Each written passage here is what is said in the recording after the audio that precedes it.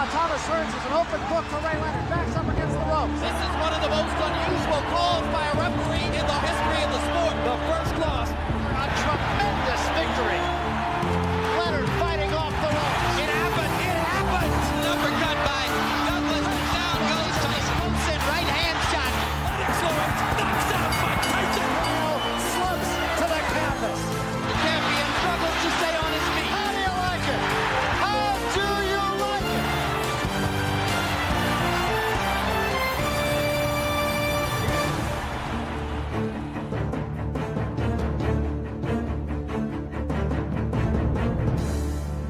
Hello, I'm Jim Lampley. Welcome to this look back at the stories behind Bowe Golota, which for its own reasons ranks as one of the most memorable fights in 30 years of boxing on HBO.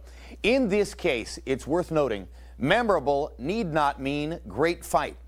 What made this Madison Square Garden night unforgettable was something totally unforeseen, a moment when a volatile mix of circumstances in and out of the ring lit a match and touched off an explosion. This ring has been stormed by thugs and hooligans. Impossible to imagine what's going to be done to restore order here, but right now there are no police in sight. Chaos. A riot at Madison Square Garden on July 11, 1996. It came on the heels of a beating suffered by Riddick Bowe in his hometown. It came after Andrew Golota was disqualified for fouling. It was a short, steep fall from grace for the man who just 4 years earlier defeated Evander Holyfield for the title. And new heavyweight champion of the world, Riddick, Big Daddy Bowe! In 3 epic bouts with Holyfield, the Brownsville, Brooklyn native was willing to take punishment to become a giant among giants. I've had some great ones, Joe Frazier, Ken Norton, Larry Holmes, and I said, you have potential to become the greatest heavyweight I ever had, and that's saying a whole lot. He was long, he was strong, he could move, he could also fight inside, which was peculiar for such a big guy. He had a great uppercut. He had all the physical tools. What Bowe didn't have was the same dedication to remain champion as he had had to become champion. His Hall of Fame trainer, Eddie Futch, had seen it coming. He had some doubts as to whether or not he would discipline himself and not let himself disintegrate in between fights. He loved the idea of the trappings of success. He hated the process of preparing to be great. I felt like, I worked so hard where I could enjoy myself, and that's what I did. You only live once. Futch's worst fears were founded. Bowe lost the title to Holyfield in their second fight when he entered the ring at 246 pounds, 11 pounds more than the night he won the title. He would be champion only once for 1 year. Riddick Bowe was starting to squander the enormous physical talents that he had. Even though he won the third Holyfield fight, he won primarily because Holyfield just got tired and he was able to knock him out. It had to do with him living badly and weight fluctuations, 50, 60, 70-pound swings. And that yo-yo effect over time eroded his reflexes and hurt his skills. Hoping to get another title shot, Bowe was matched with an underestimated opponent, Andrew Golota, for a homecoming tune-up. In part because he didn't take Golota seriously, Bowe found himself faced with a serious opponent. I just thought they're sticking him up against opponent just to keep him busy until the whole thing with Mike Tyson can eventually be set up. I just looked at it as if it was a payday. I thought 2-3 rounds we'd be going home. If he was always going to go up and down the scale, sooner or later he would pay a price for that. But you didn't necessarily suspect that it was going to come against a guy like Golota. In the same 1988 Olympics in which Bowe won a silver medal, Andrew Golota of Poland won a bronze. Like most fighters, he had had a rough start in life and found an escape in boxing. He was big, strong, athletic, and wild. He was raised in a ghetto part of Warsaw in Poland with a lot of crime going on. He is known to be a street guy. Golota came to America in 1990 in an effort to avoid prosecution. He settled in Chicago, the city with the largest Polish population outside of Warsaw. He was involved in brawl in a bar, supposedly gun involved, and he was afraid he will go to jail. He basically escaped from Poland. Chicago was a place where Andrew Golota could find, friends, where he could find some employment or some kind of support. When he came to the States, he said, my boxing career is over. I want to be truck driver. And this was his dream, just to have an 18-wheeler and just go to Arizona. But fighting was what he did best. He went to a gym and turned pro. He was hoping in the beginning, it's just, temporary thing, boxing. I will just earn maybe a couple of bucks, will be fine, and then I will be a businessman. But then his career started to progress. Main Events, which promoted Evander Holyfield and Lennox Lewis, signed Golota. 4 years later, the 6'4", 240-pound Golota was unbeaten and largely unknown. Still a work in progress. He's 25-0. He's starting to get some recognition. He's a big white guy. There's an appeal there. And he wasn't just a white guy. I mean, I think he was a white guy that could fight. Big, good-looking guy, strong guy, could punch, could fight, could do it all, Golota seemed like an ideal opponent for Bowe. Good, but not too good. As an added bonus, the match boasted two big men with controversial tendencies.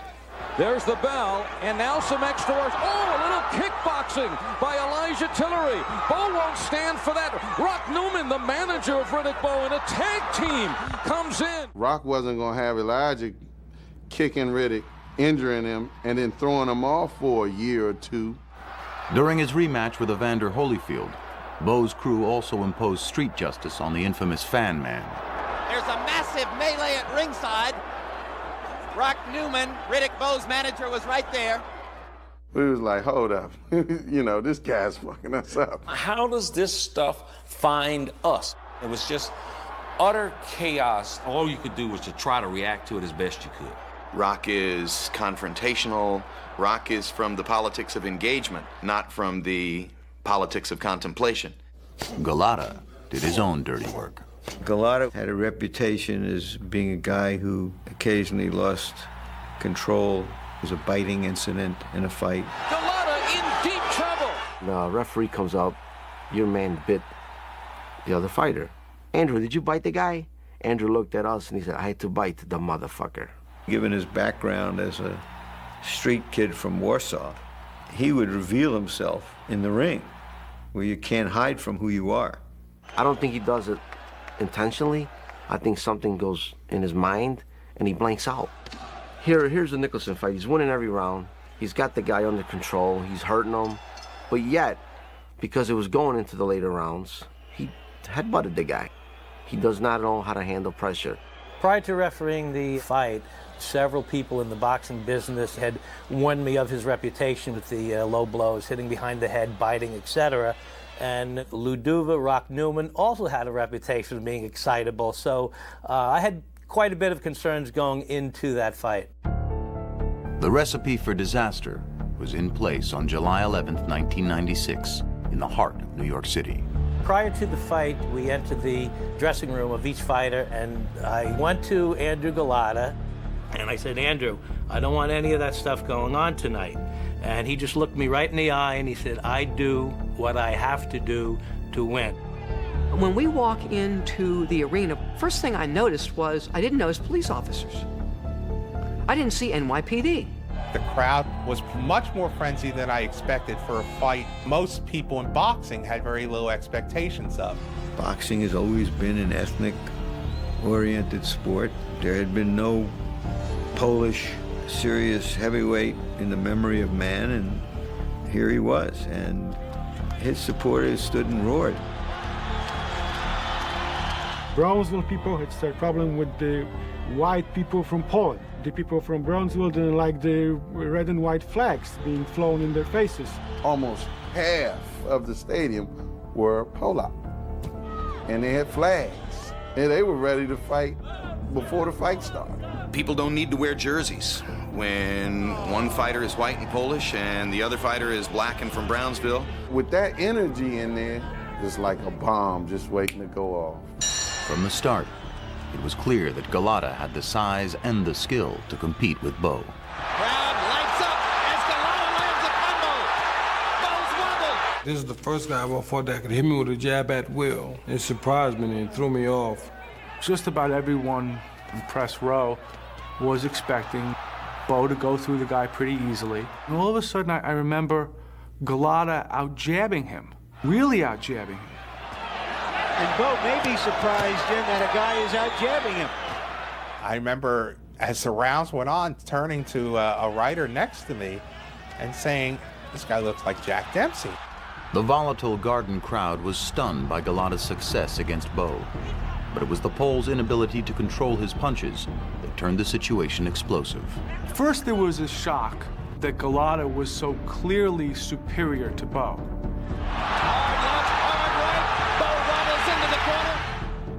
Then there's this shock that he's hitting him low, and he keeps hitting him low. What the hell's going on here? Next time it's a point. Last warning. Wayne Kelly stops and warns him. No point deducted so far.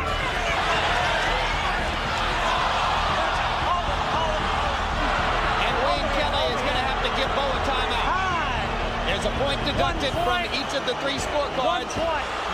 This was a bad low blow foul. You got 5 minutes. But when he came to the corner, I said, look, we got this fight won. Do not hit him in the body anymore. Keep look. You're going to lose another point. And now another low blow. 1 point.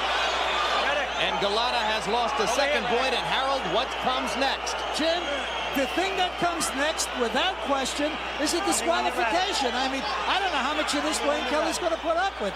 It just seemed unfathomable that he was going to give away this easy victory, but you had to observe the inevitability that it was probably going to happen. I looked him right in the eyes and I said, Andrew, if you hit him low one more time, it's over. Do you understand that? And he said, yes, I do. Walked out there, hit him low.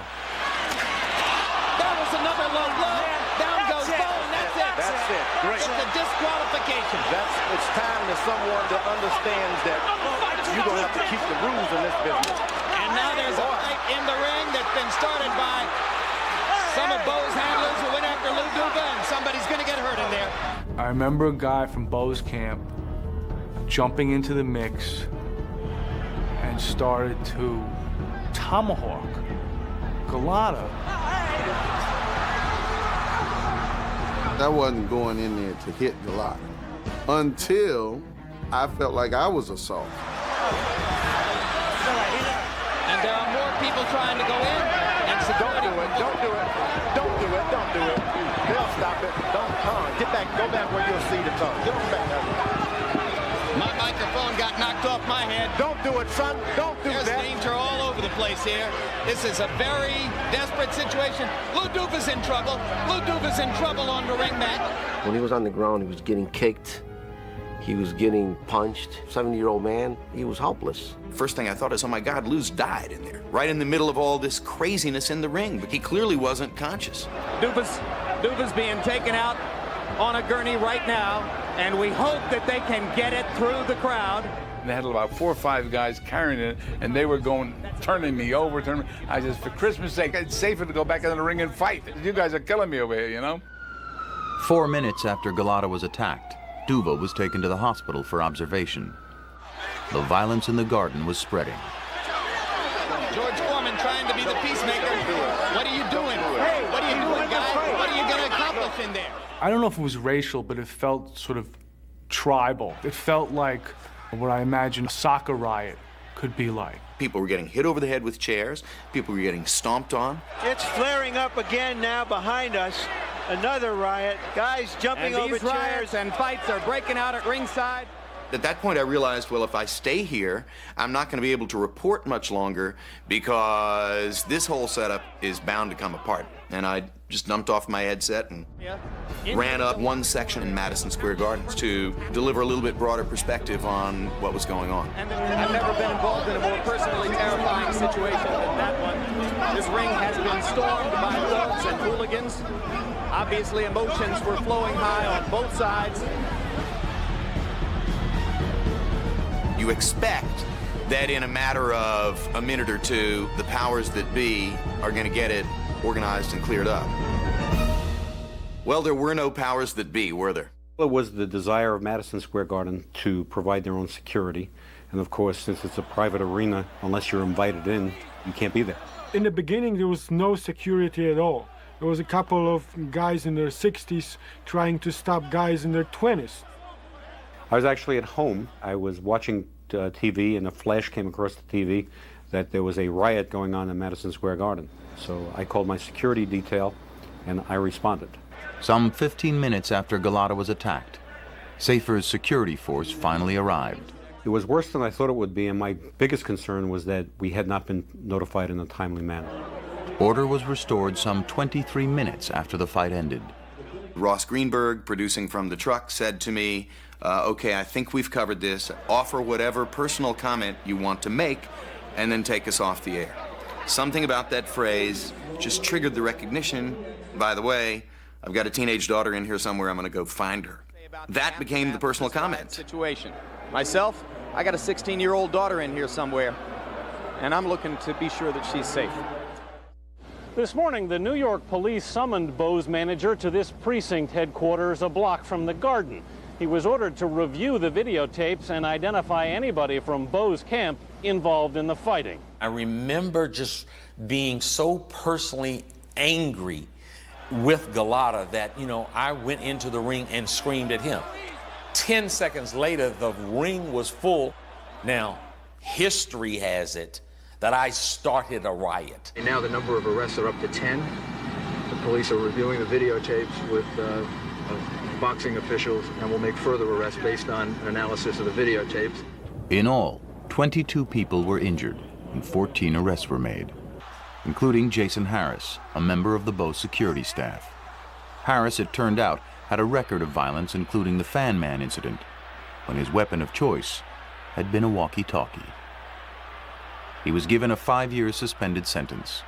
Oh, I paid my dues. I was in the middle of being investigated for a police department. When I got back, my investigator called me and said, Jason, sorry. The turmoil overshadowed the fact that despite the victory, Bowe had been battered. A rematch would be big. It was set for 5 months later in Atlantic City. This time, Golota's trainers concentrated on Bowe's belt line. So the punches are going to be coming up here. They're going to be hitting him on the chin. They're going to be hitting him in the chest. They're going to be hitting him in the body.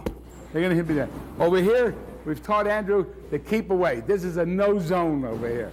Bowe, dedicated now, shed 50 pounds in 8 weeks and appeared to be in championship form at 235 pounds. He embarrassed me. He did all the things to me that I should have did to him. I wanted to redeem myself. What Bowe and others didn't know at the time was that the 29-year-old's body couldn't overcome years of pounding and abuse. And the only championship part of him left was his heart. From the opening bell, he looked lethargic in the ring.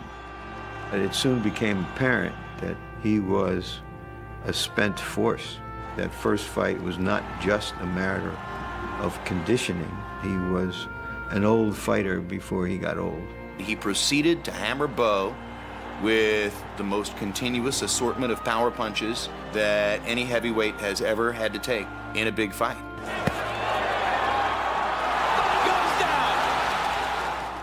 All the courage that Riddick had shown against Holyfield in the first fight, here it was again, as he was taking ridiculous punishment all around the ring from pillar to post, sometimes landing back. Riddick Bowe fighting with a nothing-to-lose attitude now. And Golota stumbles. Andrew Golota's never been knocked down, but he will be in a few seconds. After losing a point for intentional headbutting, Golota lost control of himself and his punches again in the fourth. Low blows by Golota, and Eddie Cotton will pull him away. All right, look. That's your first warning for low blows. All right, look. That's your first low blows. Your first one, no more, okay? Come on. A fighter who simply cannot stop himself from throwing low blows. Disbelief.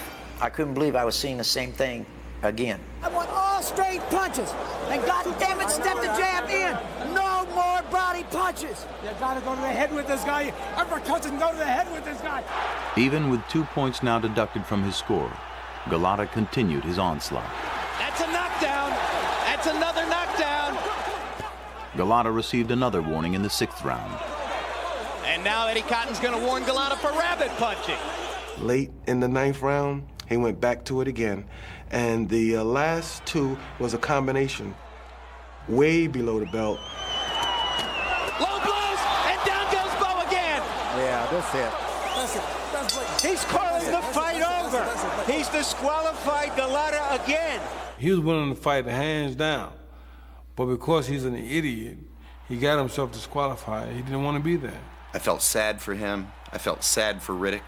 I felt sad for us that a potentially glorious event had once again become this strange atrocity. Luduva, give us your assessment of the fight.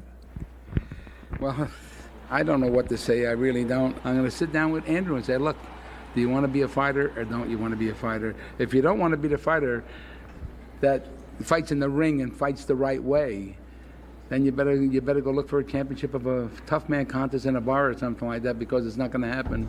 Andrew Golota would have 3 more chances at redemption. Against Lennox Lewis, Golota would be KO'd in the 1st round. Against Michael Grant, Golota would quit during the 10th round.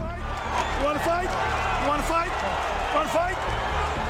He's saying no. He said he didn't want to fight. And after 2 rounds with Mike Tyson, Golota quit the fight and boxing. When I was trying to put that mouthpiece in his mouth, I should have shoved it up his ass. I said to him, Andrew, don't do this to yourself. And then he didn't want to know nothing. He pushed me away. Whatever demon it was that forced Andrew Golota to do those things in the ring, he couldn't stop it. He had no control. Currently, Golota lives in Chicago and is facing criminal charges for a melee outside a hotel in Poland in November of 2002. For Bowe, who took way too many clean blows in big fights, his days as a fighter were also over. His reflexes and responses weren't quite what I would have expected, especially somebody that's 28 years old. If you look at Riddick's speech pattern from the Holyfield Bowe era, You underestimate my stamina, my punching power. You know, Burt Cooper knocked Evander Fell in the ropes, I knocked him down. to the Bowe Golota era, it's totally different. I mean, you gotta look at it like this in this aspect. Golota's somewhat, you know, fresh. He hasn't had as many fights, so therefore he don't get his time. But as soon as fatigue set in a little bit, that's when he started hitting me low. One of the major hallmark symptoms of chronic brain injury is personality changes, aggressive behavior, problems in someone's personal life. 1 month after the second Golota fiasco, Bowe made a strange decision. Well, I'm not retiring, and I'm not going to announce my next fight until after I do something else. And that something else is join the United States Marine Corps. For a guy who had trouble training for a fight worth tens of millions of dollars, how the hell is this guy going to go to Paris Island and wake up for reveille? Bowe's first day of Marine Corps training was February 18th, 1997. He would be a civilian again just 3 days later. I didn't expect the drill instructors to give me such a hard time. Returning to civilian life wasn't easy for Bowe. A string of domestic disputes resulted in a separation from his wife, Judy. She left and took the kids down to North Carolina. I kind of felt like a part of me died. And what good was I? I got a call from one of Judy's nieces to say that Bowe had come and he had taken the family. What people must understand is that what I did, I'm not proud of it, but I did it out of love. Bowe pled guilty to interstate domestic violence, and in November of 2002 was sentenced to at least 18 months in prison. In a sentencing hearing, his defense team claimed that injuries to his brain from boxing were partly to blame for his decision-making. This is a different Riddick Bowe than that fresh, young, big, bear of a guy who first fought Evander. You know what? God has a way of humbling you. And perhaps, you know, somewhere along the line I did something, or maybe I was somewhat snobbish and he wanted to bring me back down to earth. Riddick Bowe is a tragic figure in boxing. To become a champion and not to be able to deal with success, and then to suffer some physical and probably mental damage, his whole life falling apart. doesn't get more graphic than that. Though he was only 29, these were Riddick Bowe's last 2 fights. In the first, he showed how the accumulated effects of his sloth had diminished his abilities. But in the second, he reminded us of the gallantry he had shown in taking the title from Evander Holyfield just 4 years before. Bowe fought with extraordinary courage, even as his career was vanishing round by round. Andrew Golota was just the latest of many to prove you need more than physical talent to become a boxing champion. Thanks for watching The Tale of Bowe Golota.